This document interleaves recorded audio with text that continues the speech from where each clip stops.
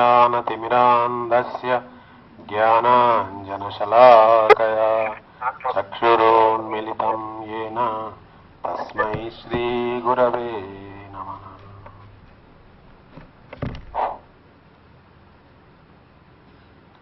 पदिहेनो अध्यायम्।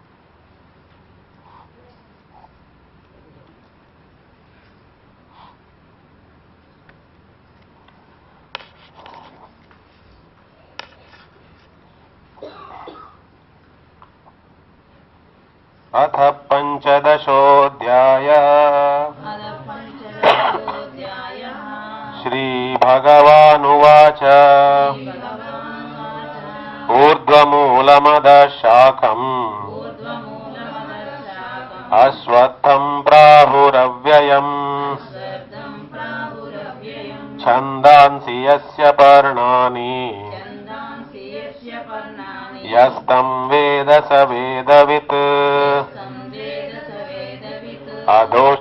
अधश्चोर्ध्वं प्रसृतास्तस्य शाखा गुणप्रवृद्धा विषयप्रवालाः अधश्च मूलान्यनुसन्ततानि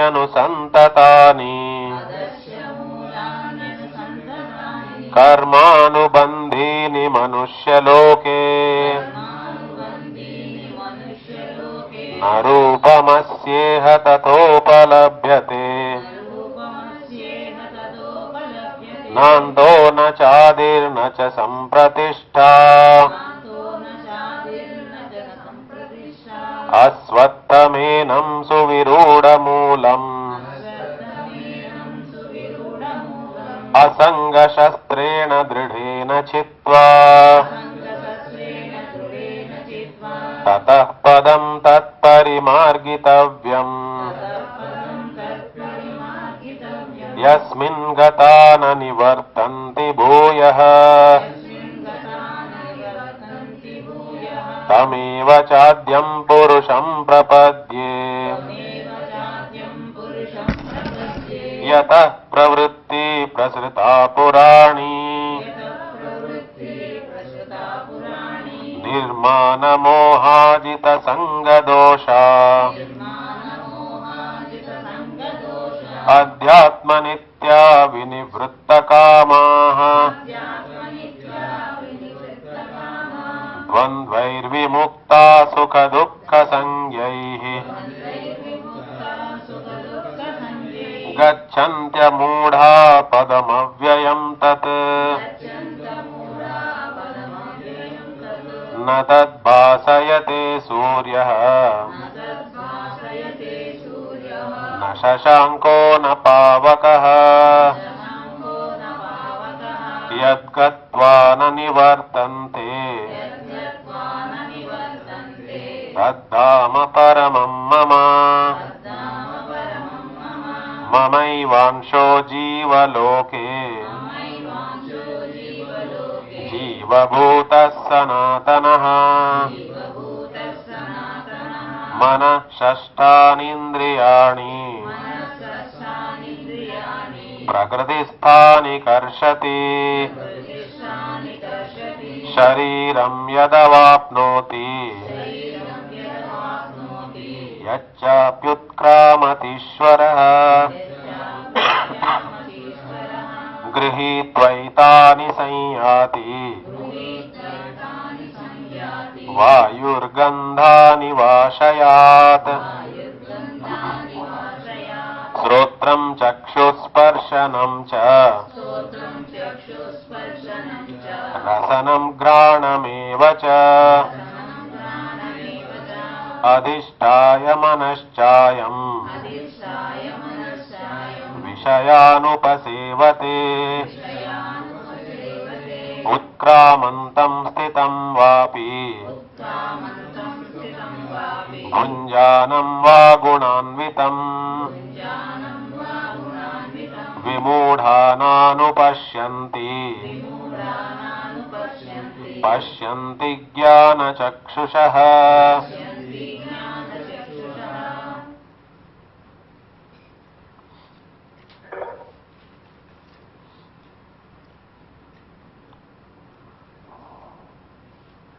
14వ అధ్యాయంలో 26వ శ్లోకం, 26, 27. మాం చ యో అవ్యభిచారేణ భక్తి యోగేన సేవతే సగుణాన్ సమతీత్యైతాన్ బ్రహ్మభూయాయ కల్పతే బ్రహ్మణో హి ప్రతిష్ఠాహం అమృతస్యావ్యయస్య చ శాశ్వతస్య చ ధర్మస్య సుఖస్యైకాంతికస్య చ. 14వ అధ్యాయంలో ఈ 3 గుణాల్ని దాటడానికి ఒక మార్గం చెప్పారు. ఆ మార్గం మాంచయో అవ్యభిచారేణ భక్తి యోగేన సేవతే. ఎవరైతే నాయందు అవ్యభిచారిణి భక్తి కలిగి ఉంటారో వాళ్ళు సగుణాన్ సమతీత్యైతాన్, వాళ్ళు ఈ 3 గుణాలని దాటుతారు. ఈ 3 గుణాలని దాటమే కాకుండా బ్రహ్మభూయాయ కల్పతే, అంతటా వ్యాపించి ఉన్న బ్రహ్మము యొక్క ఆనందాన్ని కూడా వాళ్ళు పొందగలరు.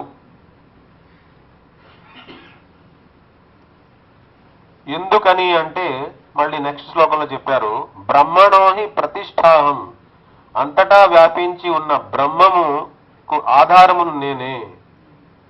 అమృతస్య అవ్యయస్య చ, అమృతత్వానికి, శాశ్వతమైనటువంటి పదానికి, ధర్మానికి, సుఖస్యైకాంతికస్య చ, భక్తులు పొందే ఐకాంతిక సుఖానికి, వీటన్నిటికీ అంటే బ్రహ్మముకి, అమృతత్వానికి, శాశ్వతంగా ఉండే సనాతన ధర్మానికి, అలాగే భక్తుడు పొందే ఐకాంతిక సుఖానికి, వీటన్నింటికి ఆశ్రయం ఎవరు అంటే నేనే అంటున్నారు అక్కడ. ఇప్పుడు మనకి ఈ కంటిన్యూషన్ అన్నమాట. ఈ అధ్యాయంలో, ఈ 15వ అధ్యాయంలో ఎందుకు మనం భగవంతుణ్ణి ఆశ్రయిస్తే, కృష్ణుణ్ణి ఆశ్రయిస్తే 3 గుణాల్ని మనం ఎందుకు దాటదాం, లేదా ఆ బ్రహ్మానుభూతి కూడా మనం పొందడానికి అర్హులవుతాం, దాని అన్నింటికీ కారణం ఇక్కడ చెప్పారు. ఎందుకని అంటే ఇక్కడ చెప్పిన 14వ అధ్యాయంలో 26, 27 శ్లోకాల్లో ఏమైతే చెప్పారో దాన్ని ఎక్స్ప్లెయిన్ చేస్తున్నారు. మళ్ళీ దానికి కారణం ఏంటి, ఎందుకని ఇలా జరుగుతోంది.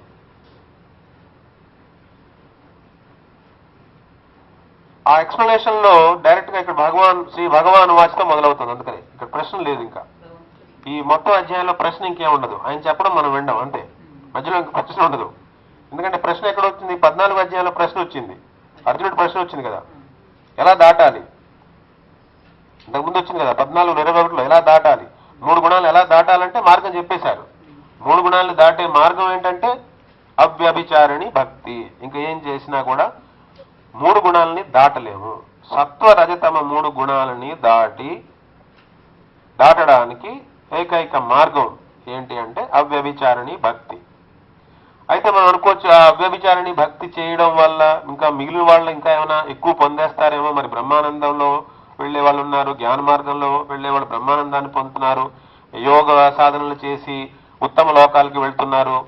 మరి వాళ్ళందరూ కంటే కూడా ఈ భక్తుడే శ్రేష్ఠుడా, భక్తుడికి ఏంటి ఎక్స్ట్రా బెనిఫిట్ ఏంటి, కేవలం కృష్ణుడిని ఆశ్రయించడం వల్ల సనాతన ధర్మము, జీవుడి యొక్క నిత్య ధర్మము, లేదా అన్ని ఏమేమైతే పొందవలసి ఉన్నాయో అన్ని జీవుడు మాక్సిమం ఏమైతే పొందగలడో, వాడు దేనికైతే అర్హుడో, ఏ అనంత ఆనందానికి వాడు దేనికైతే జీవుడు అర్హుడో అవన్నీ వాడికి వచ్చేస్తాయా? వచ్చేస్తాయంటే వచ్చేస్తాయి. దీనివల్ల కేవలం భగవంతుడి యొక్క భక్తి వల్ల. అలా జరగాలంటే ఏమై ఉండాలి, మనం పూజిస్తున్న ఆయన సామాన్యుడు అయి ఉండకూడదు, ఆయన కూడా చాలా గ్రేట్ పర్సన్ అయి ఉండాలి.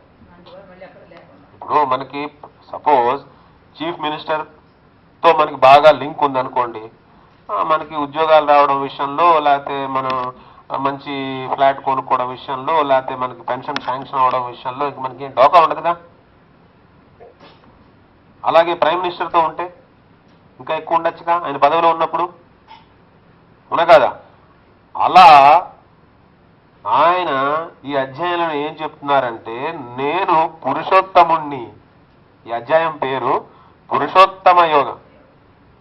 నేను పురుషోత్తముణ్ణి కాబట్టి నన్ను పట్టుకుంటే ఇవన్నీ వస్తాయి. ఆయన పురుషోత్తముడు. ఈ మాయతో నిర్మించిన ప్రపంచము ఇది ఒక భాగం. జీవులందరూ భగవంతుడి యొక్క అంశం. ఈ రెండింటికి అతీతంగా భగవంతుడు ఎప్పుడూ ఉంటాడు. ఈ సృష్టికి, ఈ జీవులకి, ఈ రెండు భగవంతుడిలోంచి వచ్చినవే. భగవంతుడి యొక్క శక్తి బహిరంగ శక్తి మాయ, భగవంతుడి యొక్క విభిన్నాంశమే జీవుడు అంటే తటస్థ శక్తి. కానీ ఈ రెండు శక్తుల కంటే అతీతంగా ఉన్నాడు భగవంతుడు. ఆ భగవంతుడు ఎప్పుడు ఈ రెండింటికి అతీతంగా ఉన్నాడు కాబట్టి, పైగా ఈ ప్రకృతి పురుషుడు యొక్క కలయిక వల్ల మొత్తం సృష్టి అంతా నడుస్తోందని చెప్తుంది కాబట్టి, మనకు ఒక్కోసారి పురుష అంటే మగాడిని కూడా మనం పురుషులు అంటాం కదా. అంటే ఆయన కూడా మామూలు పురుషుడా? కాదు కాదు కాదు కాదు. వీళ్ళకి ఇక్కడ ఉన్న పురుషుల కంటే, అంటే ఇక్కడ జీవుణ్ణి కూడా పురుష అంటారు. స్త్రీ అయినా పురుషైనా జీవాత్మని కూడా పురుష అంటారు. సో ఈ పురుషుల కంటే కూడా ఆయన ఉత్తముడు, శ్రేష్ఠుడు. అందుకని ఆయన పేరేంటి? పురుషోత్తమ. సో ఇక్కడ మొత్తంలో 3 విషయాలు ఉంటాయి అన్నమాట. ఒకటి, ఈ మాయతో నిర్మించబడిన సృష్టి. 2, శాశ్వతంగా ఉండే జీవుడు. 3, పురుషోత్తముడు. ఈ రెండింటికి అతీతంగా ఉన్నవాడు. ఈ జీవుడు ఆ పురుషోత్తముని మర్చిపోవడం వల్ల ఈ ప్రపంచాన్ని పట్టుకుంటున్నాడు. ఈ ప్రపంచాన్ని పట్టుకోవడం వల్ల వాడు బంధనంలో వస్తున్నాడు. మళ్ళీ ఎలా ఈ బంధనం పోతుంది? ఈ బంధనం పోవడానికి ఇందులోంచి ఏదైనా మనం వాడి ఏదైనా చేసామనుకోండి, అది పోదు. ఈ ప్రపంచంలో మనం ఇరుక్కుపోయి ఈ ప్రపంచం బౌండరీలోనే ఉన్న ఏ విషయాన్నైనా పట్టుకుని ఈ బంధనాన్ని మనం తెగ్గొట్టుకుందాము అనుకుంటే అది జరిగే పని కాదు. కాబట్టి దీనికి అతీతంగా, అంటే ఈ బంధనానికి అతీతంగా అయి ఉండాలి, మనకంటే కూడా అతీతంగా అయి ఉండాలి. అప్పుడు మన బంధనం పోతుంది, లేకపోతే పోదు. అదనమాట రహస్యం ఇక్కడ. మనకి మనం ఏ చిక్కుముళ్ళలో ఇరుక్కున్నామో కేవలం ఆ పరిధిలో ఉన్న వాటిని వాడడం వల్ల అవ్వదు. అందుకని ఇక్కడ ఈ అధ్యాయం చాలా ఇంపార్టెంట్ అనమాట. 20 శ్లోకాలే ఉంటాయి కానీ చాలా ఇంపార్టెంట్. ఇందులో ఏం చెప్పారు? పురుషోత్తముణ్ణి నేను పురుషోత్తముణ్ణి, నువ్వు జీవుడివి. నన్ను మర్చిపోయి అటు వెళ్ళిపోయి ఇరుక్కుపోయావు. మళ్ళీ నన్ను స్మరించుకుంటే నువ్వు నా వైపు వచ్చేస్తావు. ఇది సారాంశం. భగవంతుణ్ణి పురుషోత్తముణ్ణి మర్చిపోయాం కాబట్టి ఆయన యొక్క బహిరంగ శక్తితో ఉన్న ప్రపంచంలో రాగద్వేషాలు పెంచేసుకుని ఇరుక్కుపోయాం. మళ్ళీ ఆయన్ని పట్టుకుంటే దీనిలోంచి బయటపడతాం. అది ఆయన పురుషోత్తముడు. కాబట్టి ఈ అధ్యాయం పేరు పురుషోత్తమ యోగం. అయితే ఇప్పుడు ఈ ప్రపంచం ఎలా ఉంది? ఈ జీవుడు ఎవరు? ఆయన ఎక్కడున్నాడు? ఆయన పరిస్థితి ఏంటి? ఈ జీవుడి పరిస్థితి ఏంటి? ఈ ప్రపంచం పరిస్థితి ఏంటి? ఈ 3 విషయాలు మళ్ళీ మనం చెప్పాలిగా. ఈ 3 విషయాలు మళ్ళీ డీటెయిల్ గా మనకు చెప్పాలి కదా. అప్పుడు ఏం చేయాలి? ముందు ఈ ప్రపంచం గురించి చెప్తున్నారు, ఈ సృష్టి గురించి చెప్తున్నారు. తర్వాత మధ్యలో మళ్ళీ జీవుడి గురించి చెప్తారు. తర్వాత మళ్ళీ తన గురించి చెప్తారు. తను ఎక్కడ ఉన్నారో, తన ధామం ఏంటో, తన ధామం గురించి చెప్తారు. తను ఎక్కడెక్కడ ఈ ప్రపంచంలో కూడా ఆయన అంతాగా ఆయనే ఉన్నాడు. అయినా సరే కొన్ని ముఖ్యమైన ప్రదేశాలు చెప్పినా ఇక్కడ అని చెప్తారు. అంటే ఈ ప్రపంచం ఎలా ఉంది, జీవుడు ఎలా ఉన్నాడు, నేనెవరిని, ఈ విషయాలన్నీ డీటెయిల్ గా మళ్ళీ వస్తాయి. ఈ ప్రపంచం గురించి ముందు చెప్తున్నారు. దేన్నైనా మనం ఇప్పుడు ఒక విషయాన్ని పోల్చి చెప్పడం మనకు అలవాటు కదా, మనకు తెలియదు అనుకోండి, దాని ఏదో ఏదో ఉపమానం అంటారు దాన్ని. ఉపమానం అంటే దాంతో పోల్చి చెప్తారు కదా, అలా పోల్చి చెప్తున్నారు అనమాట. ఇక్కడ ఏమంటున్నారు? ఊర్ధ్వమూలం అధశాఖం అశ్వత్థం ప్రాహురవ్యయం ఛందాంసి యస్య పర్ణాని యస్తం వేదస వేదవిత్. ఈ మొత్తం సంసారం ఏదైతే ఉందో దీన్ని ఒక వృక్షంతో పోల్చారు. ఏ వృక్షం అది? అశ్వత్థ వృక్షంతో పోల్చారు. ఇప్పుడు మామూలుగా మనం కూడా సంసారం వృక్షం అంటే మనం వేస్తుంటాం కదా, పలానా ఒక పేరు రాస్తాం, ఆయనకి 2 కుమారులు 1 కుమార్తె, మళ్ళీ వాళ్ళకి 2 అబ్బాయిలు, వీడికి 3 అబ్బాయిలు, అలా వంశవృక్షం రాస్తాం కదా. వంశం రాస్తే వంశవృక్షం ఉంటుంది కాదు, అని వంశం నెమ్మదిగా అలా పెద్ద అయిపోతుంటుంది. దాని తర్వాత కాగితం సరిపోదు, పేపర్ సరిపోదు, మనకి ఎన్ని పేర్లు గుర్తుంటే అంతవరకు రాయొచ్చు. అలా ఇప్పుడు మూలం ఎక్కడికి వెళ్ళింది? అప్పుడు పైకి వెళ్ళిందిగా, మూలం పైకి వెళ్ళిపోయింది. మామూలుగా వృక్షం ఎలా ఉంటుంది? మామూలుగా మనం నేల మీద చూసే వృక్షం చూస్తే ఎలా ఉంటుంది? మూలం కిందకు ఉంటుంది, వేళ్ళు కిందకు ఉంటాయి, చిగుళ్ళు కొమ్మలు ఆకులు అని పైకి వస్తాయి. కానీ వంశవృక్షం వేసినప్పుడు ఆటోమేటిక్ గా మూలం పైకి వెళ్ళిపోతుందా లేదా? అలాగే ఇక్కడ కూడా ఈ సంసారాన్ని తలక్రిందులుగా ఉన్న ఒక అశ్వత్థ వృక్షంతో పోల్చారు.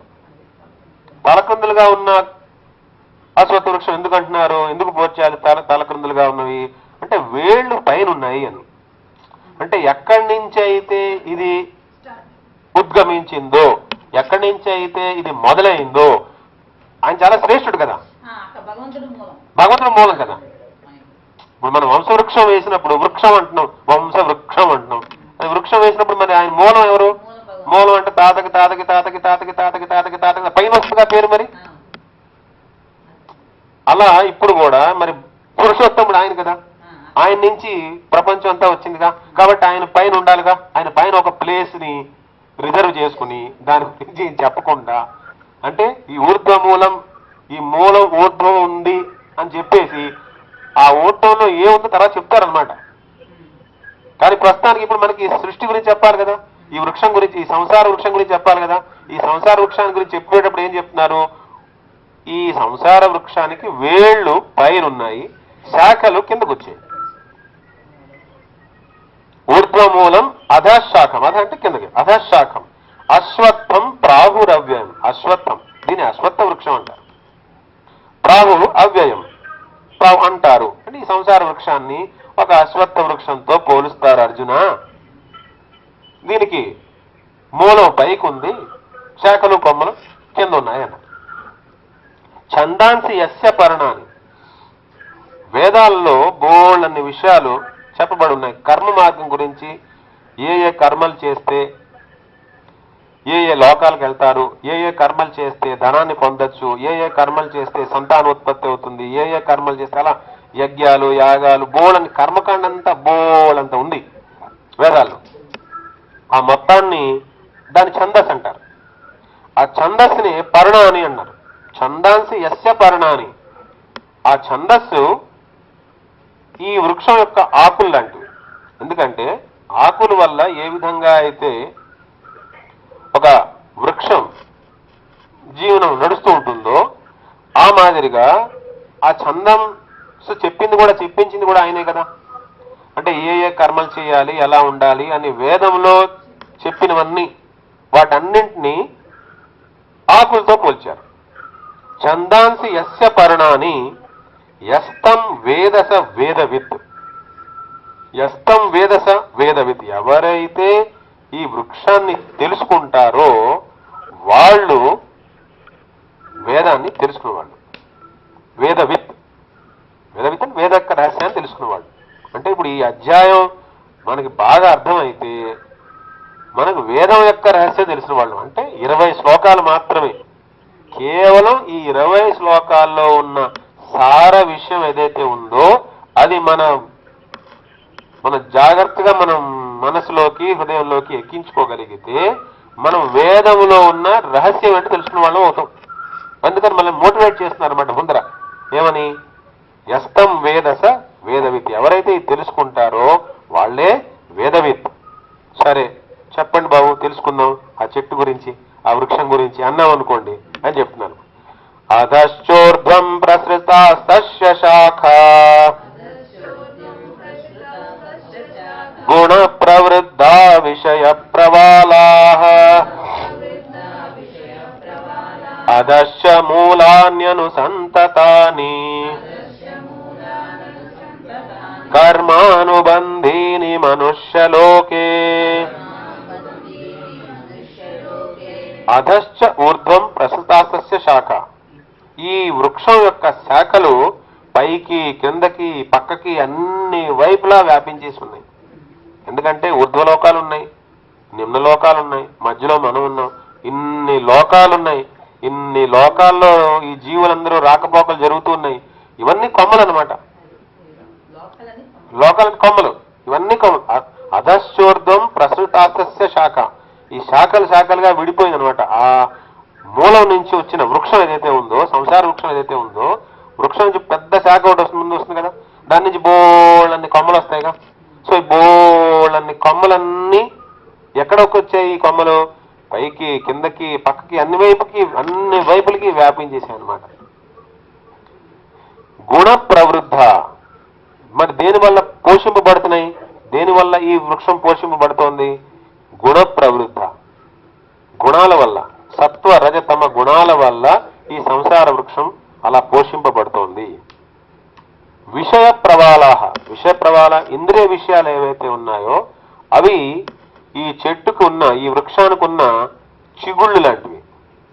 చిగుళ్ళ నుంచి మళ్ళీ కొత్త కొత్త ఆకులు వచ్చి కొత్త భాగం స్టార్ట్ అవుతుంది కదా. అలా ఇంద్రియ విషయాలని మనం ఎప్పుడైతే సేవిస్తామో మనకి కొత్త కొత్త ఆకర్షణలు, లేదా కొత్త కొత్త ఆలోచనలు, కొత్త కొత్త కర్మలు, కొత్త కొత్త కర్మ ఫలితాలు, కొత్త కొత్త లోకాలు వస్తాయి. షుగర్ పెరుగుతోంది అని తెలుస్తోంది, అయినా స్వీట్ తింటున్నాం అంటే ఐసీయూలోకి వెళ్తాం కదా, కొత్త లోకం వచ్చిందిగా.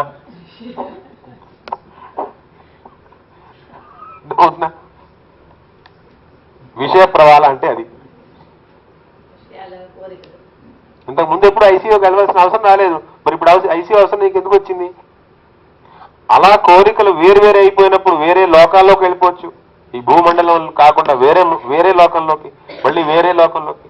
అంటే అందుకని ఆ విషయాలు శబ్ద స్పర్శ రూప రస గంధ, మనకి ఈ విషయాలే ఉన్నాయి, మనకి వేరే ఇంకేం లేవు, మనకు ఆరోగ్యం లేదు. ఈ ఐదే ఎవరు ఏం చేసినా శబ్ద స్పర్శ రూప రస గంధ. శబ్ద స్పర్శ రూప రస గంధ. ఈ పంచేంద్రియాల ద్వారా ఏ విషయాలనైతే మనం సేవిస్తామో దాని వలన, లేదా దాని మీద మనకున్న రాగద్వేషాల వలన, ఆసక్తి వలన బోళ్ళన్ని కోరికలు, బోళ్ళన్ని కర్మలు, బోళ్ళన్ని కర్మ ఫలితాలు, బోళ్ళన్ని లోకాలు. సినిమా చూడాలి, కోరిక, ఏం చేస్తాం? టికెట్ తీసుకోవాలి, చీకటి గదిలో కూర్చోవాలి. చీకటి లైట్ తీసేసి చెప్తాడు వాడు చూపెట్టింది మనం అలా చూడాలి. అది లోపం. లేదు మరి సత్సంగత్యం వెళ్ళాం, చక్కగా మఠానికి వెళ్ళాం, గురువులు ఉన్నారు, మంచి మంచి మాటలు చెప్పారు, అదో లోకం. చాయిస్ మంది. మనం ఏ కోరికలు కోరుకుంటామో అనేది మన ఇష్టం. లేదు టీవీ పెట్టి కూర్చున్నాం, ఏదో సోది చెప్తుంది, ఆ సోది మనం వింటూ ఉంటాం. లేదు మధ్యలో ఏదో యాడ్లు ఇస్తాయి, మనం యాడ్ చూస్తాం. అంటే వాళ్ళు ఏం చూపిస్తే మనం లోపలికి వెళ్తుంటాయి. ఆ లోపలికి వెళ్ళినవన్నీ లోపల కిచిడి అంటాను, అన్నీ తిరుగుతూ ఉంటాయి, ఓ సమన్వయం ఉండదు. ఇవన్నీ ఏంటి? విషయ ప్రవాళ. కొత్త కొత్త చిగుళ్ళు వస్తున్నాయి, ఒకదాని నుంచి ఒకదాంట్లో, ఇంకో దాంట్లో. సో దేనివల్ల పోషింపబడుతోంది? గుణాల వల్ల పోషింపబడుతోంది. పోషింపబడుతూ కొత్త చిగుళ్ళు దేని వల్ల వస్తున్నాయి? విషయ ప్రవాళ. విషయాల వల్ల, ఇంద్రియ విషయాల మీద మనం ఇంద్రియ విషయాల్ని సేవించుకుంటూ పోతున్నప్పుడు కొత్త చిగుళ్ళు వస్తున్నాయి అన్నమాట ఆ వృక్షంలోకి. అధశ్చ మూలాన్యనుసంతతాని కర్మానుబంధీని మనుష్యలోకే. అధశ్చ మూలాన్ని అనుసంతతాని, కిందకి పైకి వ్యాపించేసి ఉన్నాయి. కర్మానుబంధీని మనుష్యలోకే, మనుష్యుణ్ణి ఈ కర్మ బంధిస్తుంది. ఇంకా ఏవో కర్మ చేయాలి, ఆ లోకానికి వెళ్ళాలి, ఈ లోకానికి వెళ్ళాలి, ఇది చేయాలి, అది చేయాలి. ఇంకా 84 లక్షల జీవరాశుల్లో అనంత కోటి బ్రహ్మాండాల్లో వాడు ఎక్కడో తిరుగుతూ ఉంటాడు ఇలా కర్మల వల్ల. అనేక కర్మలు చేస్తూ ఈ సంసార వృక్షంలో సంసార చక్రంలో పడి గిర గిర గిర గిర గిర గిర గిర గిర తిరుగుతూ ఉంటాడు రంగులు రాటనంలాగా. మరి తిరుగుతూ ఉంటే ఏమవుతుంది? కాసేపు అలా పైకి వెళ్తుంది. పైకి వెళ్తున్నప్పుడు బాగుంది బాగుంది బాగుంది అనుకుంటాం. మళ్ళీ కిందకు వస్తాయి, బాబాయ్ కింద వచ్చేసి పడిపోతాం అంటాం. భయం వేస్తుంటుంది, కింద పడిపోతామని భయం. మళ్ళీ పైకి వెళ్ళిపోతుంటే అబ్బా నవ్వుతాడు బాగుంది అనుకుంటాం. కాసేపు బాగుందని మనమే అనుకుంటాం, కాసేపు బాగాలేదు మనమే అనుకుంటాం. రెండు చెప్పేది మనమే. మరి ఎంతకాలం అలాగా? అలా అంతకాలం నుంచి నడుస్తోంది ఈ వృక్షం. అలా ఈ వృక్షంలో అంటే ఇప్పుడు ఒక వృక్షంలో బోళ్ళన్ని పళ్ళు వస్తాయి అనుకోండి. కొన్ని పళ్ళు తీగా ఉండొచ్చు, కొన్ని పళ్ళు చేదుగా ఉండొచ్చు. మరి అందులో మన పక్షిలా మనం కూర్చున్నాం, ఆ వృక్షం మీదే ఉన్నాం, ఏదో పండు తింటాం, అదేమో కాస్త తీగా ఉంటుంది. లేదా మళ్ళీ ఇంకో పండు తిన్నాం, అదేమో చేదుగా ఉంది. తీగా ఉంటే నా అంత సుఖం, నా అంత గొప్పవాడు ఎవరు లేడు అనుకుంటాం. చేదుగా ఉంటే భగవంతుడు దయా దాక్షిణాలు లేవు, నాకు ఇలాంటి పళ్ళన్నీ ఇచ్చాడు, నా జీవితం అంతా నరకం చేశాడు. భగవంతుడు కాకపోతే పక్కన ఎవడు కనిపిస్తే వాడు తిట్టుకుంటాం అనా కదా. భార్యనో పిల్లలనో బాస్నో ఎవరో ఒకడు ఎవరు కనిపిస్తే వాళ్ళు తిట్టుకోవడమే. ఎందుకని? తిట్టే మనకు కొత్త కసి తగ్గుతుంది అవునా కదా. ఇవన్నీ ఏంటి? ఇవంతా అంటే జీవుడు దీనికోసం పుట్టాడా? జీవుడు కేవలం దీనికే అరుడా? దీనికన్నా వేరే డైమెన్షన్ ఏమైనా ఉందా? ఏదైనా కొత్త కోణంలో జీవాత్మని తీసుకెళ్లి వేరే ఎక్కడైనా ల్యాండ్ చేయడం వల్ల అనంత ఆనందాన్ని వాడు పొందగలడా అంటే పొందగలడు. ఆ ఆపర్చునిటీ లోపల మన హృదయంలో ప్రవేశిస్తే ఆ బృందావన లీలన్నీ మన హృదయంలో ఉన్నాయి. కానీ మనం ఆ లోపలికి వెళ్ళలేదు, లోపలికి వెళ్ళనివ్వట్లేదు మనల్ని. ఎందుకని? బయట మనసు బయటికి లాగేస్తాం. సో లోపలికి వెళ్ళాలి అంటే మనం నెమ్మదిగా ఈ కృష్ణ రసాన్ని పోసుకున్నాం అనుకోండి. ఈ చెవుల్లోంచి కృష్ణ రసాన్ని అలా పోయిగా ఓ రసాయనిక ప్రక్రియ జరిగి నెమ్మదిగా ఈ గుణాల వల్ల ఉండే ప్రభావాలు ఏవైతే ఉన్నాయో అవన్నీ ఉపశమనం అయిపోతే అప్పుడు మనకి కృష్ణుడి యందు ఆసక్తి, కృష్ణుడి యందు ప్రేమ, కృష్ణుడి యొక్క కథల మీద ఇంట్రెస్ట్ మనకి పెరిగింది అనుకోండి. నెమ్మదిగా అప్పుడు హృదయంలో ఉన్న ఆ బృందావన లీలలు నెమ్మదిగా ఓపెన్ అవుతాయి అనమాట. అది మనలోనే ఉంది, అది కూడా మనలోనే ఉంది. దానికోసం మనం ప్రయాస చేయాలి. ఇప్పుడు ఈ వృక్షాన్ని ఇలా డిస్క్రైబ్ చేశారు కదా. మరి అలా కళ్ళకి అలా చూస్తే కనపడుతుందా మనకి ఆ వృక్షం ఇక్కడ చెప్పినట్టుగా? ఏదో పైకి వేళ్ళు ఉండి కిందకు కొమ్మలు ఏదైనా చెట్లా మనకేం కనపడట్లేదుగా. కేవలం ఉపమానం ఇచ్చి ఎక్స్ప్లెయిన్ చేస్తున్నారు. అందుకని ఇక్కడ అంటున్నారు నరూపమస్యేహ తతోపలభ్యతే నాంతో నాదిర్న చ సంప్రతిష్ఠా అస్వత్థమేనం సువిరూఢమూలం అసంగశస్త్రేణ దృఢేన చిత్వా నరూపమస్యేహ తథోపలభ్యతే. నీకు నేను ఎలాగైతే వర్ణించానో నువ్వు అలా కళ్ళు తెరిచి చూస్తే నీకేం చెట్టు ఏం కనపడిపోదు. ఇక్కడ మనం ఎలాగైతే వర్ణించామో ఇది ఒక ఉపమానం, చెట్టులా ఉంది అని చెప్తున్నారు అంతేనే. కానీ మనం డైరెక్ట్ గా చూస్తే చెట్ట ఎక్కడుంది, చెట్టు ఎక్కడున్నా ఏం కనపడవు. కానీ సంసార వృక్షాన్ని, ఈ సంసారాన్ని ఒక వృక్షంతో పోల్చి చెప్పారు. ఇక్కడేమన్నారు? నరూపమస్యేహ తథోపలభ్యతే. దాన్ని ఎలాగైతే ఇప్పుడు నేను వర్ణిస్తున్నానో అలా డైరెక్ట్ గా కళ్ళకేం కనపడదు. నాంతోన చాది, దీని ఆది ఎక్కడో దీని అంతం ఎక్కడో ఏం కనపడదు మనకి. అసలు మన కంటి చూపుకి కనపడేది చాలా తక్కువ. అసలు మనకి ఎన్ని నక్షత్రాలు ఉన్నాయో తెలుసా? తెలియదు. ఎన్ని నక్షత్రాలు ఉన్నాయో మనకి తెలియదు. అసలు విజయవాడ సిటీలోనే మొత్తం ఎన్ని రోడ్లు ఉన్నాయో మనకి తెలుసు. కనపడతాయండి? కనపడవు కదా. మన దృష్టి చాలా సంకుచితంగా ఉంటుంది, చాలా నేరోగా ఉంటుంది. అందులో అన్ని కనపడవు. చాలా తక్కువ విషయాన్ని మనం గ్రహించగలం ఇంద్రియాల ద్వారా. అందుకని నా రూపమస్య తథోపలభ్యతే. అందుకనే భగవంతుడి యొక్క లక్షణం ఏంటి? జీవుడికి స్వల్పం, చాలా కొంచెం తెలుసు. భగవంతుడికి అన్నీ తెలుసు. ఎందుకంటే మొత్తం అంతా ఆయన సృష్టించాడు కదా. సృష్టిలో ఆయన ఉన్నాడు, సృష్టికి అతీతంగా ఆయన ఉన్నాడు. కాబట్టి ఆయనకి సృష్టి తెలుసు, సృష్టికి అతీతంగా ఉంది కూడా ఆయన తెలుసు భగవంతుడికి. జీవుడు సృష్టిలో చిన్న భాగంలో ఉన్నాడు, ఆ చిన్న భాగంలో కూడా చిన్న భాగాన్ని చూడగలడు. మొత్తం సృష్టి కూడా కనీసం చూడలేడు. మరి ఎంత తక్కువ ఉందో కెపాసిటీ జీవుడికి. అందుకనే ఉన్నారు, నీకు ఏ విధంగా అయితే ఈ వృక్షం గురించి వర్ణిస్తున్నానో అది నీ కళ్ళకేం కనపడిపోదు. అలాగా దీనికి ఆది ఎక్కడ ఎక్కడుందో, అంతం ఎక్కడుందో, అసలు ఇదేనా సంప్రతిష్ట, నిజంగా ఇది గట్టిగా ఒక చెట్టు ఉందనుకోండి, చెట్టు మన కళ్ళకు కనపడుతుంది, బలంగా దృఢంగా ఉంది, వేళ్ళన్నీ బాగా లోపలికి పాతుకుపోయి ఉన్నాయి, అమ్మాయ ఈ చెట్టు ఇలా స్థిరంగా ఉంటుందిలే, ఏం పడిపోదులే అని మనకు ధీమా ఉంటుంది. అందుకే ఆ ధీమా ఉంటుంది కాబట్టి మనకి ఒక్కోసారి మన స్థలంలో చెట్టు ఉండి అక్కడ ఇల్లు కట్టుకుంటే మనం దాన్ని చెట్టుని అలా లోపల నుంచి వెళ్ళి మనం కూడా ఇల్లు కట్టేసుకుంటాం. ఒకసారి మనకి బాల్కనీలోంచి చెట్టు వెళ్ళడము, లేకపోతే ఇంట్లో లోపల మధ్యలోంచి కూడా చెట్టు వెళ్ళినా కూడా అది కొబ్బరి చెట్టు కావచ్చు, ఏ చెట్టునే కావచ్చు, అది మన ధీమా అనమాట, చెట్టు స్థిరంగా ఉంటుందిలే అని. కానీ ఈ సంసార వృక్షంలో స్థిరంగా ఉంటుందని నమ్మకం లేదు మనకి. అందుకని నచ సంప్రతిష్ట, ఇలా స్థిరంగా ఉందా లేదా మనం చెప్పలేము. ఎందుకని అస్తమానం మారిపోతూ ఉంటుంది. అది ఇవాళ ఉన్నది రేపు ఉండదు. మళ్ళీ మనసే చంచలమే, మనసే కాదు వస్తువు కూడా స్థిరంగా ఉండదు. వస్తువు యొక్క ఆకారం కూడా అలా ఫిక్స్డ్ గా ఉండదు, పోతుంది, పాడైపోతుంది, క్షయించుకుపోతుంది.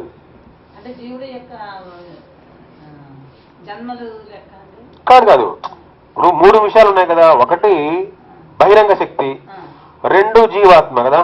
ఈ బహిరంగ శక్తి అంటే జడం. జడం ఒక స్థిరమైనట్టు ఆకారంలో ఉండదు.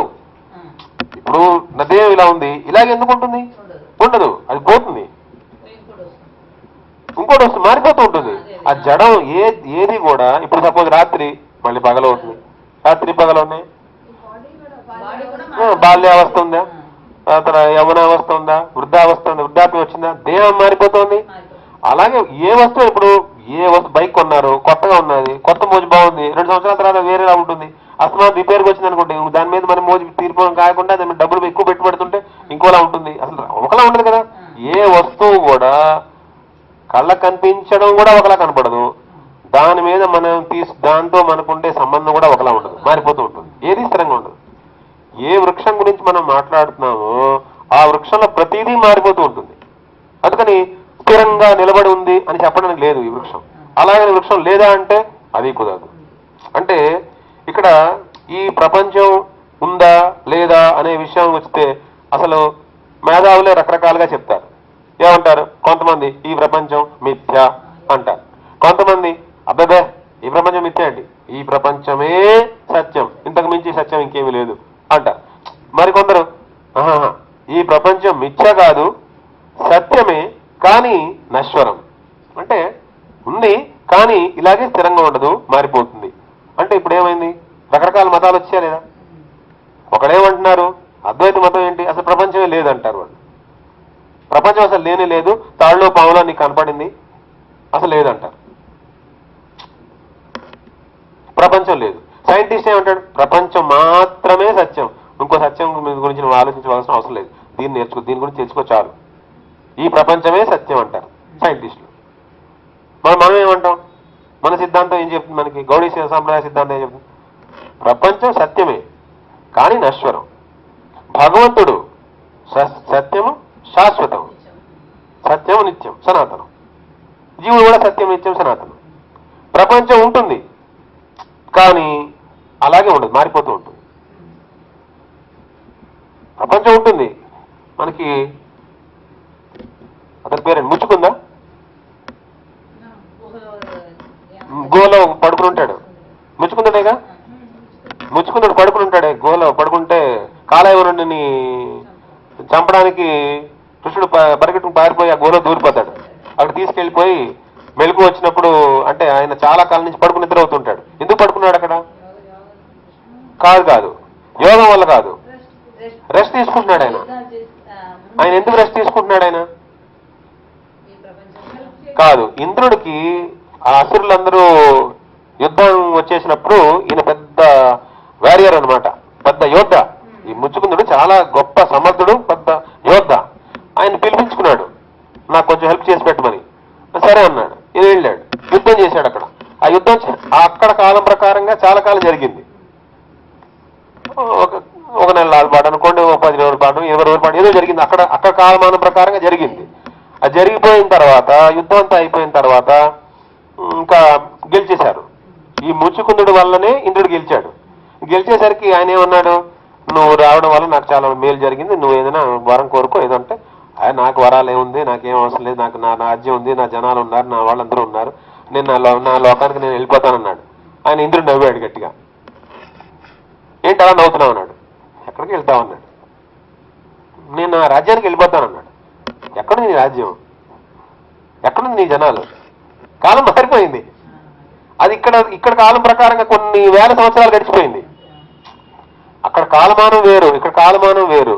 అన్ని సంవత్సరాల్లో ఇక్కడ వృక్షం అలాగే ఉంది, కానీ వాళ్ళు లేరు. ఇంకా ఆ సెటప్ లేదు. ఆ రాజ్యం, ఆ రాజు, ఆ రాజసింహాసనం లేరు. ఇక్కడంతా మారిపోయింది, పరిస్థితి మారిపోయింది. అంటే అప్పుడు ఏమైంది? ఆయన ఏమన్నాడు, మరి అదేంటి మరి అంటే, మరి నేనేం చేయను అన్నాడు. మరి నీకేం కావాలో, నీకు ఏదైనా వరం కోరుకో అన్నాడు. అద్భుతం అంటే వృక్షం, అశ్వత్థ వృక్షం అంటే దాని అర్థం అది. అంటే వృక్షం ఉంటుంది కానీ కొమ్మలు మారిపోయి, ఆకులు మారిపోయి, మళ్ళీ మీరు ఆ చెట్టు నుంచి మళ్ళీ వెనక్కి వచ్చారనుకోండి, వేరే లోపలికి వచ్చి, ఏది నా ఇల్లేది, నా భార్య, నా పిల్లలు, ఎవరు కనపడరు. అది వాళ్ళకి మనం గుర్తుపట్టలేం, మనం వాళ్ళు గుర్తుపట్టలేదు. అలా ఉంటుంది అన్నమాట పరిస్థితి. వాళ్ళు తెలియదు. వీడెవడో బయట నుంచి వచ్చి నా ఇల్లు అంటాడండి, వీడెవడో పిచ్చాడు, దూరాడు. ముచ్చుకుందని పని బెస్ట్ ఎగ్జాంపుల్ అనమాట. అంటే అప్పుడు ఏమైంది, ఇంకేం చేయాలి? అప్పుడు నేనేం చేయంటే ఆయన అనుకున్నాడు, సరే ఏం వద్దులే, హాయిగా రెస్ట్ తీసుకుంటాను, బాగా ఇంతకాలం నుంచి యుద్ధం చేశాను కదా, నేను అలసిపోయాను బాగా, అందుకే నేను యుద్ధం చేసి అలసిపోయాను కాబట్టి నేను హాయిగా పడుకోవాలనుకుంటున్నాను, నాకు ఏదైనా వరం కావాలనుకుంటున్నా, శుభ్రంగా నిద్ర పట్టేలా వరం, ఎవరైనా నన్ను డిస్టర్బ్ చేస్తే వాడు బూడిదైపోవాలి. ఆ సంఘటనని, ఆ విషయాన్ని ఈయన వాడుకుని ఆయన మొత్తం అసలు ఎక్కడ ఏం జరుగుతుంది మొత్తం రికార్డ్ ఆయన దగ్గర ఉంటుంది కదా, కాబట్టి ఈయనతో యుద్ధం చేయకుండా వాడిని ఎలా చంపేయాలి. అందుకే ఆయనకు స్పెషల్ పేరు కూడా వచ్చింది కదా దానివల్ల, రణచోడ్. రణచోడ్ అంటే ఏంటి? యుద్ధాన్ని విడిచిపెట్టి పారిపోయాడు. ఎవరైనా క్షత్రియుడు అన్నవాడు కానీ లేకపోతే రాజు అన్నవాడు యుద్ధం చేస్తాడు, ఓడిపోతే సరెండర్ అవుతాడు, గెలుస్తాడు. అదే యుద్ధం వదిలేసి పారిపోతాడండి ఎవరైనా. అంటే మనకి నేర్పింది ఏంటి? ఒక్కొక్కసారి స్ట్రాటజీ, అది కూడా ఒక స్ట్రాటజీ. యుద్ధాన్ని వదిలేయడం కూడా ఒక స్ట్రాటజీయే. అంత సీరియస్ గా తీసేసుకుని మాటలు మింగేసే కంటే. అవునా కదా? అంతే కదా. మరి జనాలు తెలియక మాటలు మింగేసి హాస్పిటల్ పాలయ్యి అన్ని రకరకాల జీవితాలు గడిపేసుకుని ఎందుకంత ఆవేశం? వదిలే, యుద్ధాన్ని వదిలే, ఏమవుతుంది? రణచోడ్ పాటు పాడుకో, రణచోడ్ జిందాబాద్ అనుకో. అంటే వృక్షం ఉంటుంది కానీ అలాగే ఉండదు, మారిపోతుంది. ఈ వృక్షం ఇప్పుడు మనమే ఇప్పుడు వెనక్కి వెళ్ళామనుకోండి, మన వాళ్ళు ఎలా ఉండేవాళ్ళు, మనం ఎలా ఉన్నాం, తర్వాత జనాలు ఎలా ఉంటారు, స్ట్రక్చర్లు అన్నీ మారిపోవట్లే, ఒకేలా ఎందుకుంటాయి? అన్నీ మారిపోతాయి, ఏది స్థిరంగా ఉండదు. నరూపమస్యేహ తదోపలభ్యతే నాంతో నాచాదిర్ నచ సంప్రతిష్ట అశ్వత్థమేనం సువిరూఢమూలం. అశ్వత్థమేనం సువిరూఢమూలం అసంగ శస్త్రేణ దృఢిన చిత్వ. అందుకని ఏం చేయమంటున్నారు? ఈ అశ్వత్థ వృక్షాన్ని సువిరూఢ మూలం నుంచి అసంగం అనే శస్త్రంతో దృఢంగా ఛేదించమంటున్నారు. మనకున్న ఆసక్తే మనల్ని బంధిస్తుంది. సో మనం చెట్టుని నరకాలంటే ఒక గొడ్డలు పట్టరావాలిగా. చెట్టుని నరకాలంటే ఎలాగా? ఒక గొడ్డలు పట్టరావాలి. సో ఇప్పుడు మనం దేంతో బంధింపబడ్డాం? ఆసక్తి వల్ల బంధింపబడ్డాం మనం.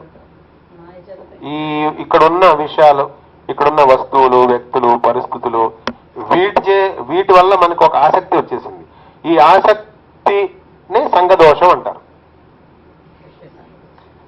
అసంగ అంటే అనాసక్తి. ఆ అసంగం అదొక శస్త్రం అనమాట. శస్త్రం అంటే ఒక ఖడ్గం లాంటిది, గొడ్డలు లాంటిది, ఆయుధం అనమాట. అసంగ శస్త్రేణ దృఢేన చిత్వా. అసంగం అనే శస్త్రాన్ని మనలో గనక లోపల పెంపొందించుకుంటే అప్పుడు మనం దీన్ని ఛేదించగలం, ఈ వృక్షాన్ని ఛేదించగలం. ఇప్పుడు అంటున్నారు, ఛేదించేసిన మాత్రాన్ని మనం బయటకు రాలేము. అసంగ శస్త్రేణ అసంగోహం అసంగోహం అసంగోహం అసంగోహం అనుకున్న సేపు బాగానే ఉంటుంది. మళ్ళీ అసంగం అంటే మానేసాం అనుకో, మళ్ళీ పడిపోతాం కింద. అందుకని అక్కడితో ఆగిపోమలే. అసంగ శస్త్రేణ దృఢేన చిత్వా, దృఢంగా నరికేసేసి, ఎక్కడ సువిరూఢ మూలం. మళ్ళీ సువిరూఢ మూలం అంటే మూలం నుంచి నరికేయమంటున్నారు.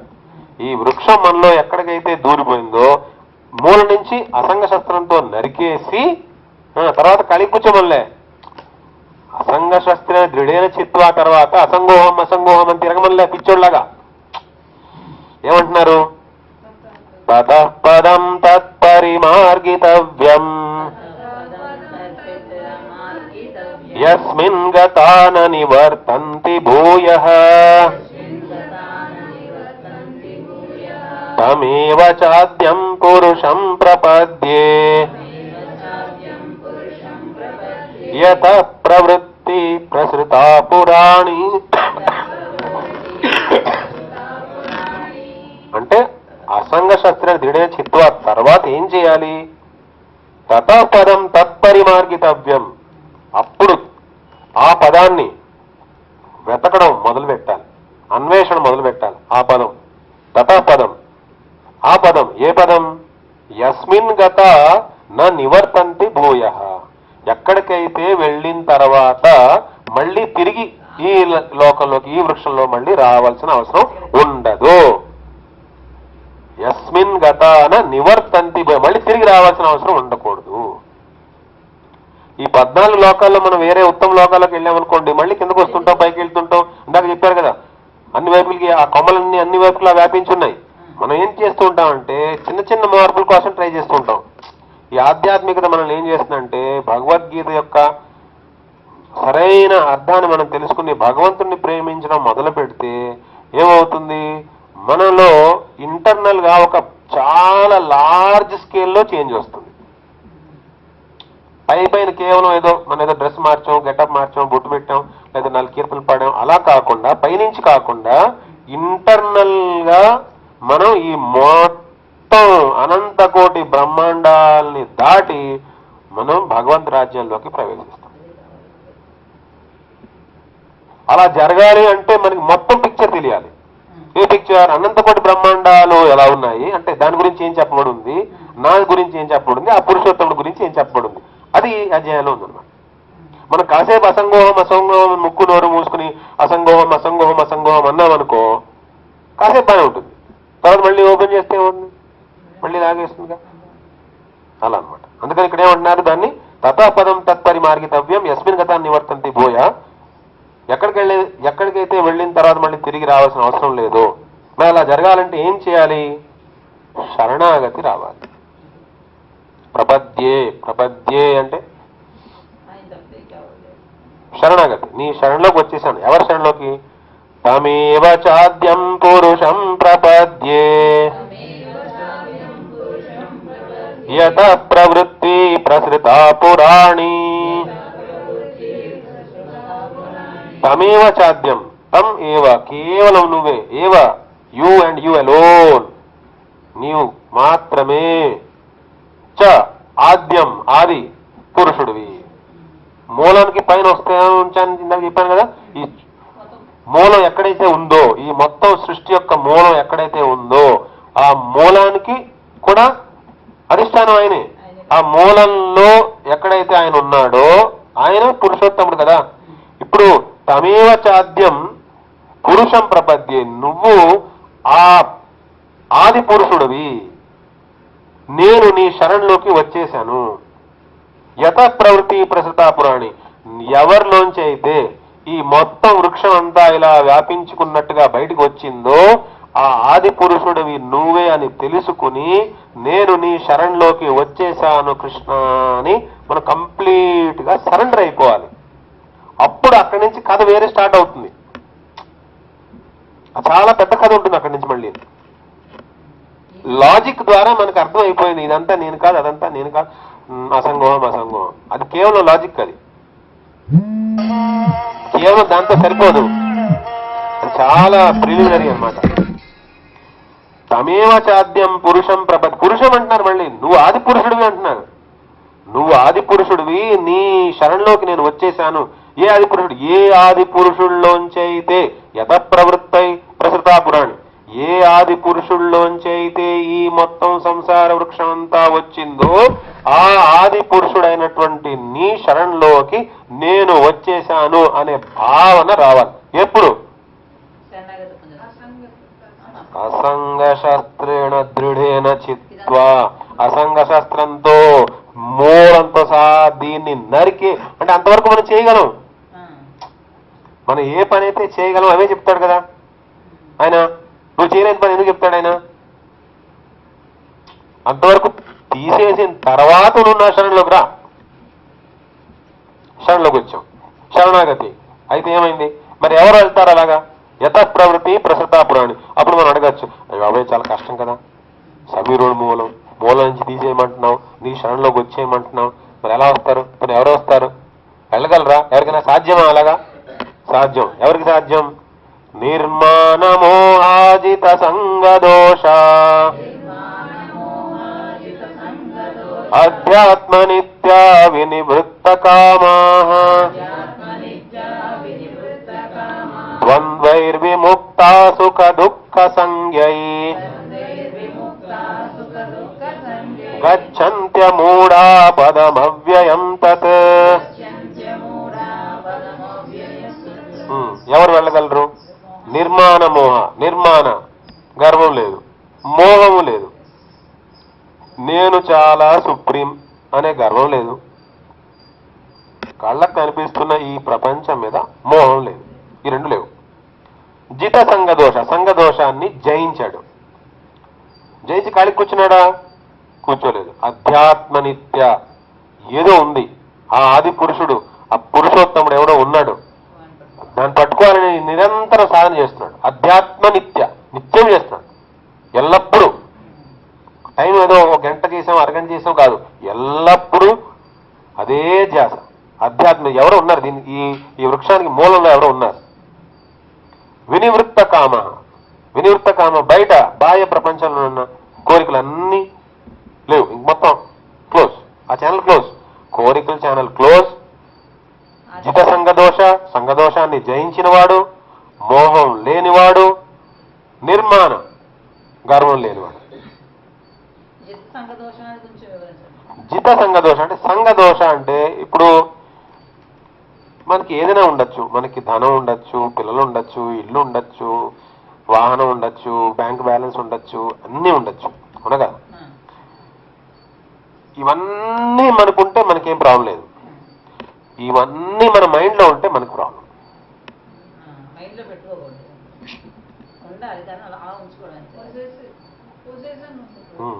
ఇవన్నీ మనకున్నాయి, నష్టం లేదు. ఇవన్నీ మన మైండ్లో ఉండకూడదు. మన మైండ్లో కేవలం ఆయన ఉండాలి, కృష్ణుడే ఉండాలి. మరి ఇవన్నీ ఏంటంటే అటెండ్ అవ్వాలి, మనం టైంకి అటెండ్ అవ్వాలి. ప్రతిదానికి టైంకి, ప్రతిదానికి మీరు వంట చేసుకోవాలి, టైంకి వంట చేసుకోవాలి, టైంకి అన్నీ చేసుకోవాలి. కానీ ఇవన్నీ మైండ్లో ఉండకూడదు. అది జిత సంగదోషం. నేను ముందుగా మొదటి నిర్మాణ. ఫస్ట్ నిర్మాణ అంటే అహం, మానం లేదు. నిర్మాణ అంటే అహంకారం లేదు, నేను ఫలానా అని లేదు. దీని మీద మోహం లేదు. ఇప్పుడు ఇల్లు ఉంది, దీని మీద ఇది ఉంది, గ్లాస్ కావాలి, నాకు మంచినీళ్ళు తాగాలంటే నాకు గ్లాస్ కావాలిగా. దానికి మోహం ఉండకూడదు, దాని మీద ఆసక్తి ఉండకూడదు. పిల్లలు ఉండడం తప్పలేదు, పిల్లల మీద మోహం ఉంటే తేడా వస్తుంది. మోహం వేరు, ప్రేమ వేరు. మోహం ఉంటే మనం ఏం చేస్తాం? ఇది నాది, నేను చెప్పినట్టుగా వీడు వినాలి, నేను చెప్పినట్టుగా వీడు ఉండాలి, లేకపోతే వీడు నా మాట ఎందుకు విండు, ఈ లోపలంతా అనవసరం చెత్త దూరిపోతుంది. ఇవన్నీ మనతో ఉంటే ప్రాబ్లం ఏం లేదు. అందుకే కొన్ని ఇవన్నీ బాధ్యతలు ఉన్నాయనుకోండి, బాధ్యతలు బంధనాలు కావు.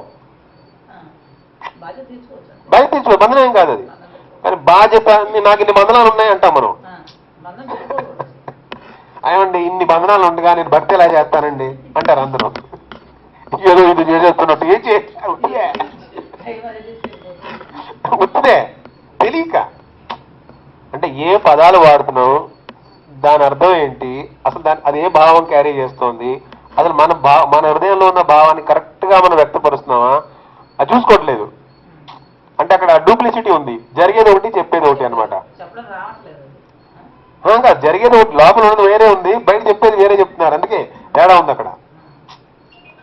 ఇప్పుడు ఇన్ని బంధనాలు ఉండగా భక్తి ఎలా చేస్తామని అంటారు ఇన్ జనరల్. అయితే ఇంత బిజీగా ఉన్నామండి, టైం భగవద్గీత ఎక్కడ చదువుతామండి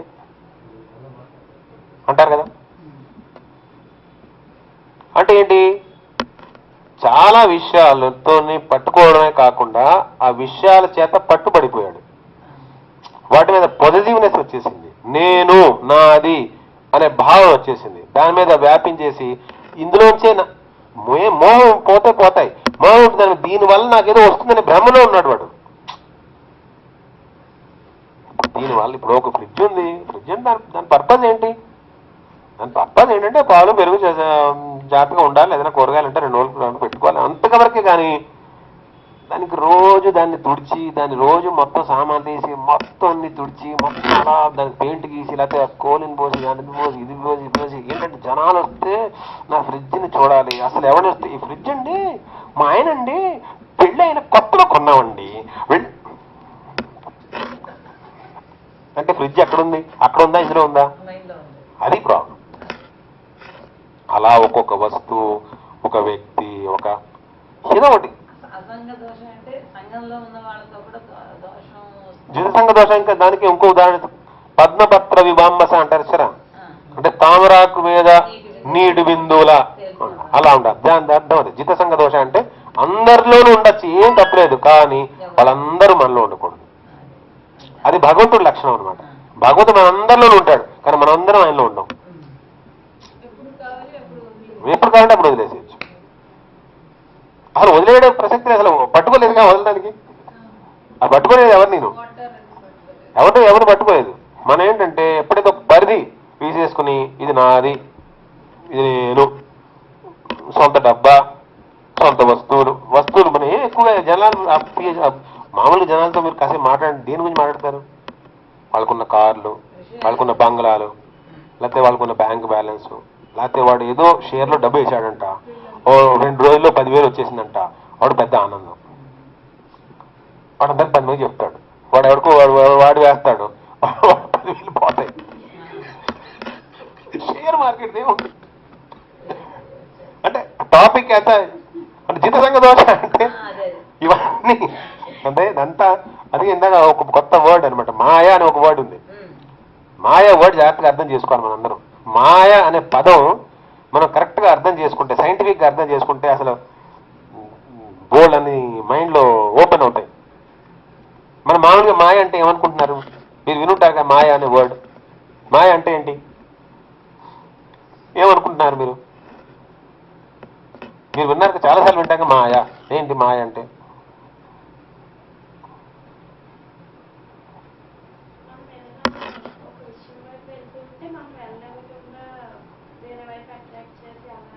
అది మాయ అనుకుంటున్నారు.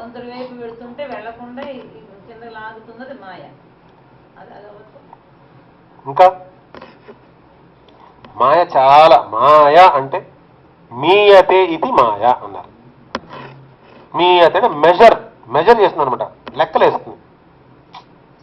కొలతలేసి లెక్కలేసి మెజరింగ్, ఏదో రకంగా మైండ్ ఏం చేస్తుంది, మెజరింగ్ స్టార్ట్ చేసేస్తుంది. ఏదో ఒక విషయం మీద ఏదో ఒక విషయం మీద మెజర్మెంట్ స్టార్ట్ అయిపోతుంది. ఆ మెజర్మెంట్ స్టార్ట్ అవడం ఏమవుతుంది? ఎలా మెజర్ చేస్తారు మీరు దేన్నైనా మెజర్ చేయాలంటే ఒక మెజరింగ్ స్కేల్ ఉండాలా, ఒక మెజరింగ్ ప్రాసెస్ ఉండాలా, దానికి ఒక రిజల్ట్ ఉంటుందా, ఆ రిజల్ట్ తర్వాత ఆ రిజల్ట్ మీద మన రియాక్షన్ ఉంటుంది. అవునా కదా? నాకు జ్వరం వచ్చింది, హాస్పిటల్కి వెళ్ళాను, డాక్టర్ దగ్గరికి వెళ్లే ముందు అక్కడ నర్సు ఉంటుందిగా, ఆ నర్సు ముందరే టెంపరేచర్ ఎంత, బీపీ ఎంత, వెయిట్ ఎంత అన్ని చూసేస్తుంది. ఇప్పుడు సపోజ్ టెంపరేచర్ చూసి 104 అంది అనుకోండి, 104 ఏంటి మాయ? ఏంటి మాయ? ఆ థర్మామీటర్ మెజర్ చేసింది 104 అని చెప్పింది, 104 వినగానే నాకు గుండె ఆగిపోతుంది. అది ఇంకా ఇంట్లో వాళ్ళు ఇంకా కంగారు పడిపోతున్నారు అన్నాం అనుకోండి. అంటే ఏమైంది? Measurement and it's result and it's response, hour response to that result. ఇదంతా మాయలో భాగం. ఈ మాయ భగవంతుడు ఏమని చెప్పారు? కృష్ణుడు ఇది నా శక్తి అన్నారు. ఇది నా శక్తి, నువ్వు నన్ను పట్టుకోవట్లేదు కదా, నా గురించి ఆలోచించట్లేదు కదా, అందుకని ఇది విడిచిపెట్టాను. ఎందుకని? ఆయన మాయకు అతీతం అంటే he is beyond measurement. So you have to accept him as he is without questioning. అవునా కదా? ఆయన మనం మెజర్ చేయడానికి కుదరదు, ఆయన మనం మెజర్ చేయలేము. He is beyond measurement. Everything that can be measured is Maya. And in the measurement, you will use an instrument, you will have a measuring process, a result and a response to that result. ఇదంతా ఇప్పుడు ఏదైనా సరే, ఇప్పుడు మనం మీరు ఏదైనా తీసుకోండి, ఓ వస్తువు కొనాలనుకుంటున్నాం, 10 షాపులకు వెళ్తాం, రేట్లు మాట్లాడుకుంటాం, వాడు ఇంతకీ కొన్నాడంట, నాకు ఇంతకీ ఎందుకు వచ్చింది అంటాం. అసలు ఎంత మానసిక క్షోభ ఉంటుంది. పక్కవాడు కనుక అదే వస్తువుని నెక్స్ట్ డే ఓ 100 రూపాయలు తక్కువ కొని పట్టుకొచ్చి చెప్పాడు అనుకోండి, ఏదో వాడు ప్రాప్తం అలా ఉంది, వాడికి వచ్చింది మనకి ఇలా ఉంది అనుకోవచ్చు కదా. అనుకోవద్దు. 100 రూపాయలు నేను నా అంత పిచ్చోడు ఎవడలేడు, నాడంతా నెక్స్ట్ టైం జాగ్రత్తగా ఉండాలి అనుకుంటాడు. ఏంటి నెక్స్ట్ టైం? మళ్ళీ అదే నెక్స్ట్ టైం మళ్ళీ ఇంకో వస్తువు, మళ్ళీ అదే పరిస్థితి. అదే మాయ అనమాట. మళ్ళీ మళ్ళీ మళ్ళీ మళ్ళీ మనం చేసిన తప్పులే మళ్ళీ మళ్ళీ చేస్తాం. తిని నవిలేసి పారేసినవే మళ్ళీ తింటూ నవ్వుతూ ఉంటాం.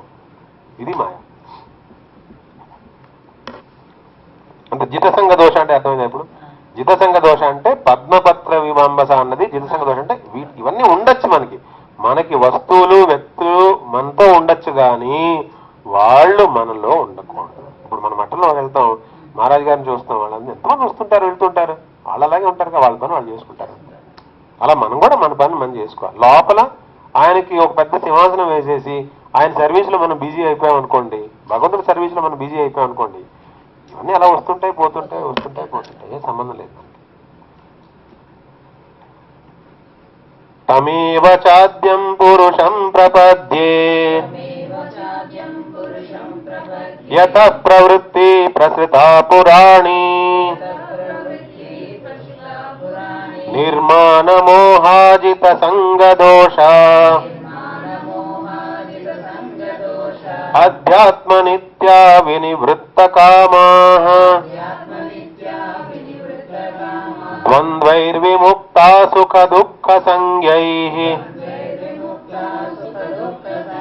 గచ్చంత్యమూఢా పదమవ్యయం తత్. ఎవరు వెళ్తారు ఆ అవ్యయ పదానికి? ఎవరు చేరుకోగలరు? నిర్మోహ, జితసంగ దోష, అధ్యాత్మ నిత్య అంటే నిత్యము ఆయన అన్వేషణ జరుగుతుంది లోపల. వినివృత్త కామ, కోరికలను తీశాడు. ద్వంద్వైర్విముక్త సుఖాన్ని దుఃఖాన్ని. ద్వంద్వ అంటే సుఖము దుఃఖము, లాభము నష్టము, జయము అపజయం, మానము అవమానం, ఇవన్నీ వస్తూనే ఉంటాయి లైఫ్ లో. రోజు జరిగేది. కాసేపు జనాలు పొగుడతారు, కాసేపు జనాలు తిడతారు. ఓ పెద్ద రేంజ్ లో సక్సెస్ రావచ్చు, పెద్ద రేంజ్ లో ఫెయిల్యూర్ రావచ్చు. సక్సెస్ ఫెయిల్యూర్ పక్కపక్కనే ఉంటాయి, అవి వస్తుంటాయి పోతుంటాయి. రాత్రి పగలు వచ్చినట్టుగా, సీజన్స్ మారిపోయినట్టుగా అలా వస్తుంటాయి పోతుంటాయి పోతుంటాయి. సుఖం వస్తుంది, వాళ్ళ బాగున్నావా అంటావు, రా అంటావు, కూర్చో కాఫీ తాగు, బాగున్నావా, వెళ్ళిపోతుంది. కొంచెం వెళ్ళిపోతే చెప్పకుండా వెళ్ళిపోతుంది. వెంటనే దుఃఖం వచ్చేస్తుంది. అంటాం మనం. మరి సుఖం వచ్చినప్పుడేమో ఎంజాయ్ చేసావు, దుఃఖం వచ్చినప్పుడేమో నువ్వు రావద్దన్నావు. ఎలా కుదురుతుంది? దాన్ని అదే వస్తుందిగా. అర్థమైందా? అంటే సపోజ్ మన మైండ్ క్లియర్ అయిపోయింది అనుకో, మనం ప్రశాంతంగా ఉన్నాం, సుఖం వచ్చింది, వచ్చావా కూర్చో కాఫీ తాగు, వెళ్తావా దుఃఖం వచ్చావా ఏం చేద్దాం అన్నాం అనుకోండి, ఈడేవడరా బాబు మనం వెళ్తే ఇంక రాదు మనకి. వచ్చిన మన రియాక్షన్ సమానం, అంటే మన రెస్పాన్స్ సమానంగా అయిపోతే అప్పుడు అలాంటి వాళ్ళు మూర్ఖులు అమూఢ అన్నారు. వాళ్ళు మూర్ఖులు కాదనమాట, అమూఢ. వాళ్ళు పదం అవ్యయం తత్, వాళ్ళు ఆ పదాన్ని చేరుకోగలరు. సో ఏ పదం? వాళ్ళు ఏ పదాన్ని చేరుకుంటారో ఆ పదాన్ని ఒక స్టేటస్ అనమాట, వాళ్ళ ఒక ఆధ్యాత్మిక స్థితిలోకి వెళ్ళిపోగలరు. ఆ స్థితి ఏదైతే ఉందో అది భగవద్ధామం దాకా వెళ్ళిపోగలరు వాళ్ళు ఈ లక్షణాల వల్ల. చూడండి, ఈ అధ్యాయంలో నిర్మాణ మోహ జితసంగ దోష అధ్యాత్మ నిత్య వినివృత్త కామ ద్వంద్వైర్ విముక్త సుఖ దుఃఖ సంజ్ఞ గచ్చంత్య మూఢ పదమవ్యయంత. ఇవి ప్రతి అధ్యాయంలో ఏదో రకంగా ఏ ఏ లక్షణాలని మనలో మనం పెంపొందించుకోవాలో చెప్తూనే ఉంటారు. ఇందులో ఇవన్నీ చెప్పారు. ఇందులో చాలా ముఖ్యమైనది ఏంటంటే తమేవ చాద్యం పురుషం ప్రపద్య యత ప్రవృత్తి ప్రసతాపం అంటే అసంగ శస్త్రంతో ఈ సంసార వృక్షాన్ని లోపల మనసులో ఎక్కడైతే మనలో పాతుకుపోయి ఉందో అక్కడ వేళ్ల దగ్గర నుంచి నరికేసేసి అప్పుడు మనం ఆయన శరణంలోకి వెళ్ళిపోయి నేను తెలుసుకోలేకపోతున్నాను మహాప్రభు, నువ్వేంటి, అసలు నీ రహస్యం ఏంటి, నువ్వేంటి, నీ సంగతి ఏంటి, నేను తెలుసుకోవాలనుకుంటున్నాను, నీ శరణంలోకి వచ్చేసాను అని ఆయన శరణంలోకి మనం వెళ్ళిపోవాలి. నద్భాసయతే సూర్య న శశాంకో న పావకః యద్గత్వా న నివర్తంతే తద్ధామ పరమం మమ. ఇక్కడ ప్రతిసారి బిగినింగ్ నుంచి మనకు సస్పెన్స్ క్రియేట్ చేస్తున్నారు కదా. ఈ మొత్తం వృక్షం ఎక్కడి నుంచి అయితే వచ్చిందో ఆ ఊర్ధ్వ మూలం ఉన్నారు, దానికి ఆధారం ఎవరైతే ఉన్నారో, లేదా ఇప్పుడు వీళ్ళు ఎంత కష్టపడి ఆ పరమ పదానికి చేరుకుంటారు అంటున్నారు కదా. ఇవన్నీ నిర్మాణము, ఆజీ సంఘదోష, ఇవన్నీ నిజంగా అన్ని జరిగిన తర్వాత వీళ్ళక్కడ ఒక ఆధ్యాత్మిక పదానికి చేరుకుంటారుగా, ఒక ధామానికి చేరుకుంటారు కదా. అది ఎక్కడ ఏంటి దాని గురించి ఆ అడ్రస్ ఇక్కడ చెప్తున్నారు. ఏమంటున్నారు? న తద్భాసయతే సూర్యః న శశాంకో న పావకః యద్గత్వా న నివర్తంతే తద్ధామ పరమం మమ. ఇప్పుడు భగవంతుడు తన ధామం గురించి చెప్తున్నారు. తన ధామ లక్షణాలు ఏంటి? న తద్భాసయతే సూర్య. ఇప్పుడు మన ప్రపంచం, ఈ భూమండలాన్ని మొత్తాన్ని సూర్యుడి కాంతి వల్ల మనం ఇక్కడ ఉన్నాం. సూర్యుడి కాంతి లేకపోతే అసలు మనం ఇక్కడ ఉండలేం. సూర్యకాంతి లేకపోతే వర్షాలు లేవు, పంట లేదు, అసలు ఏమీ లేదు, అసలు లైఫ్ ఉండదు ఇక్కడ. సో మనం ఇక్కడ ఉండడానికి కారణం సూర్యుడు. సూర్యుడు యొక్క కాంతి ఏ విధంగా దీన్ని ప్రకాశింపజేస్తుందో ఆ విధంగా దాన్ని, ఆ భగవద్ధామాన్ని, భగవంతుడి యొక్క లోకాన్ని, గోలోకాన్ని సూర్యుడి కాంతి ప్రకాశింపజేయలేదు. న తద్భాసయతే సూర్య న శశాంకం, చంద్రుడు కూడా, న పావకః, అగ్ని కూడా. అగ్ని, చంద్రుడు, సూర్యుడు వీళ్ళందరూ భగవద్ధామాన్ని ప్రకాశింపజేయలేరు. ఎందుకని? అసలు వీళ్ళందరికీ శక్తి, వీళ్ళందరూ జడశక్తులు. ఇవన్నీ ఈ జడశక్తులన్నీ భగవంతుడి యొక్క బహిరంగ శక్తి. భగవంతుడి యొక్క బహిరంగ శక్తి భగవద్ధామాన్ని ఎలా ప్రకాశిస్తుంది? భగవద్ధామాన్ని ప్రకాశించలేదు. ఇప్పుడు చూడండి, ఒకళ్ళ మనసులో ఏం జరుగుతోందో ఎగ్జాక్ట్ గా అందరికి తెలియదుగా, అవునా కదా? ఇప్పుడు అమ్మాయి వింటోంది, కానీ అమ్మాయి మైండ్ లో ఏం జరుగుతుందో తెలియదుగా. మీరు వింటున్నారు, మీ మైండ్ లో ఏం జరుగుతుందో తెలియదుగా. ఆయన వింటున్నారు, ఆయన మైండ్ లో ఏం తెలియదుగా. ఎందుకని తెలియదు? ఈ లైట్ ఉంది, ఈ లైట్ లో కేవలం ముఖాలే చూడగలం, లోపల మనసులో భావం చూడలేంగా. కంటే మనసులో భావాలు లేవా? ఉన్నాయిగా, కానీ చూడలేంగా. అదేవిధంగా అసలు ఇక్కడున్న మనోభావాలనే మనం చూడలేం ఈ లైట్ ద్వారా. అలాగే సూర్యుడు, చంద్రుడు, అగ్ని ద్వారా కూడా భగవద్ధామాన్ని చూడలేం. అవి సరిపోవు, ఎందుకంటే చాలా సూక్ష్మమైనది అది భగవద్ధామం. అందుకని ఆయన ఎవరినైతే తలుచుకుంటారో, ఆయన ఎవరినైతే ఎంచుకుంటారో వాళ్ళల్లో ఆ శక్తి సంచారం చేసినప్పుడు వాళ్ళకి అది కనిపిస్తుంది. అది ఆయన ప్రసాదం అనమాట.